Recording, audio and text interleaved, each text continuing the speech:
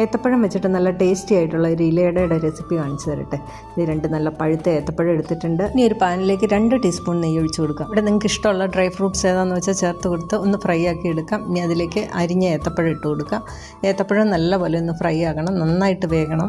ഏത്തപ്പഴം വെന്ത് കഴിഞ്ഞാൽ അതിലേക്ക് 3-4 ടേബിൾ സ്പൂൺ തേങ്ങ ചേർത്ത് നല്ലപോലെ ഒന്ന് വഴറ്റിയെടുക്കാം. തേങ്ങയുടെ ഒപ്പം ഒരു നുള്ളു ഉപ്പും കൂടെ ചേർത്ത് കൊടുക്കണം. തേങ്ങ ഇത് കിടന്ന് നന്നായിട്ടൊന്ന് ചൂടാകുന്നിടം വരെ നല്ലപോലെ ഒന്ന് വഴറ്റി കൊടുക്കാം. അതിനുശേഷം ഇതുപോലെ തവി വെച്ചിട്ട് ഏത്തപ്പഴം ഒന്ന് ഉടച്ചെടുക്കണം.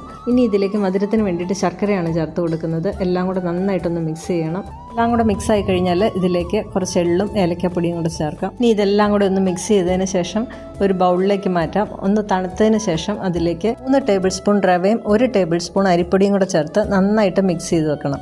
ഇത് വാട്ടിയെടുത്ത് വെച്ച വാഴയിലേക്ക് കനം കുറച്ച് പരത്തി മടക്കി എടുത്തിട്ട് ഒരു സ്റ്റീമറിലേക്ക് വെച്ച് സ്റ്റീം ചെയ്യാം. ഒരു 10 മിനിറ്റ് ഒന്ന് സ്റ്റീം ചെയ്തെടുത്താൽ ഏത്തപ്പഴം ഇലയട റെഡിയായി. നല്ല ടേസ്റ്റി ആയിട്ടുള്ള ഈ അട നിങ്ങൾക്കൊന്ന് ട്രൈ ചെയ്യണ്ടേ. അപ്പോൾ ഡീറ്റെയിൽഡ് വീഡിയോ ചാനലിൽ അപ്ലോഡ് ചെയ്തിട്ടുണ്ട്, കാണാൻ മറക്കണ്ട.